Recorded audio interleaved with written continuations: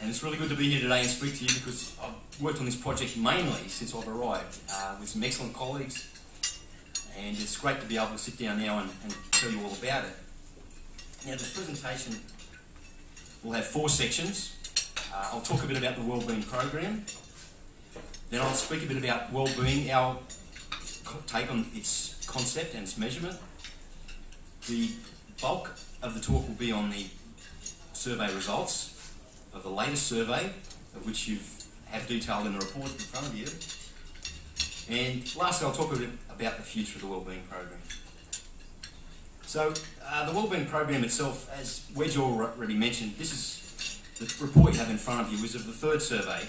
There were previous surveys in 2006 and 2007.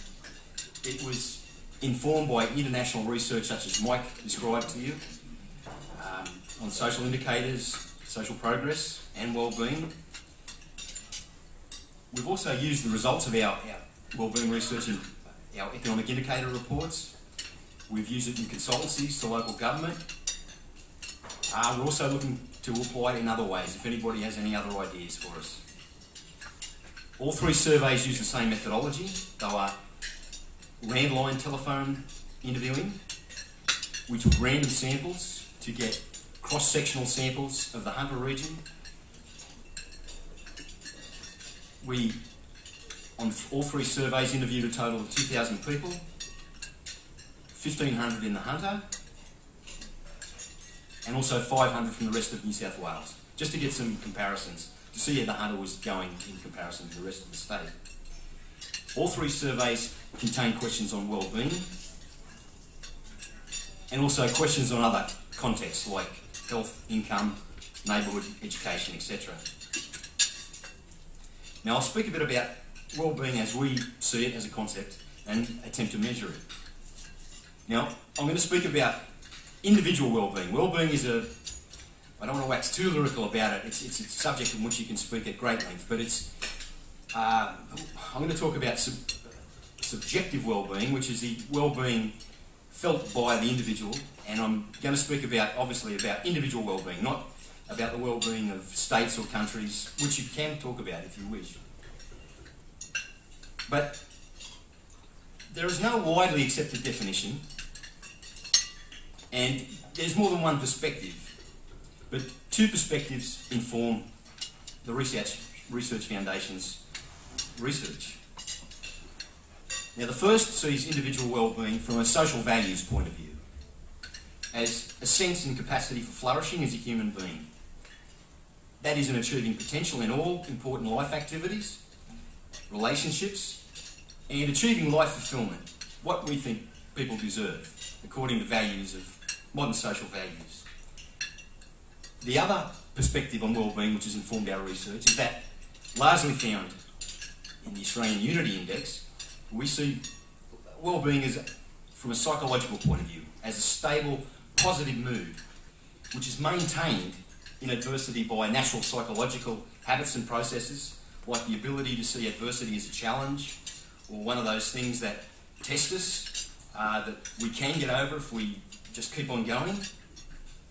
And is also defended by resources like wealth and relationships.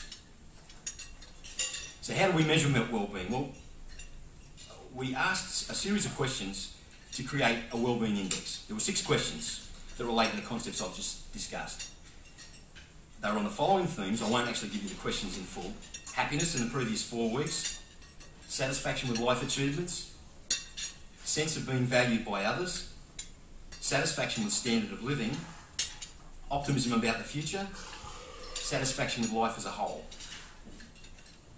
Each question was asked on a 5-point scale, where number 1 on the scale was the most negative possible answer, 3 was the neutral answer, and 5 was the most positive possible answer. So, for example, when we asked people how satisfied they were with their current standard of living, 1 was very dissatisfied, most negative, 3, neither dissatisfied or satisfied, and neutral, and 5 was very satisfied. We actually added all those together to average out a score out of 5 as our wellbeing index. And so the index is just simply a score out of 5, 1 being the lowest possible and 5 the highest possible. So now I'll talk a bit about our results in our analysis. I'm going to talk about the Hunter Wellbeing Index scores generally, wellbeing and prosperity, wellbeing and health, wellbeing and neighbourhood, and predict certain factors that were the most powerful predictors of low wellbeing. Now, this large graph here, rather busy graph, is a percentage bar chart. The bars, the grey bar shows 2007 figures for the Wellbeing Index, and the red bars show 2009. There were no significant changes between the 2 years. According to theory, that's what we would expect. Wellbeing is generally a stable feeling or sense.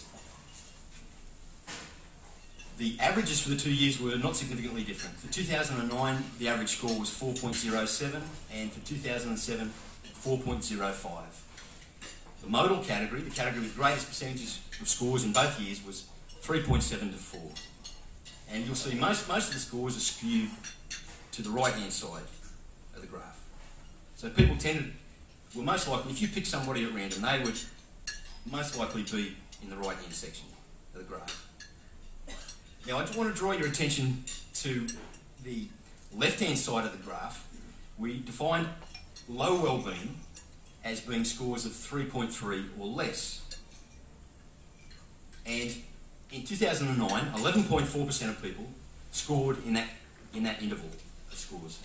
In 2007, the score was 3.5, but statistically speaking, the scores were not significantly different. That is, the two scores, the differences could be explained due to the randomness of the survey technique.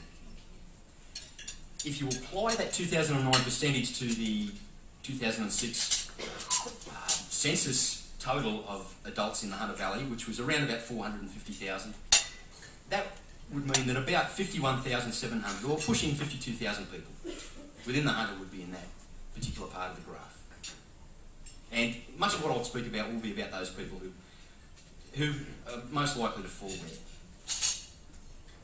So, just going into further analysis, I spoke before about context. We asked questions about people's incomes, their educations, their health, and we also looked at wellbeing within a series of contexts, such as, for example, a simple one is relationship status, and we looked for associations between something like, say, for example, relationship status and wellbeing.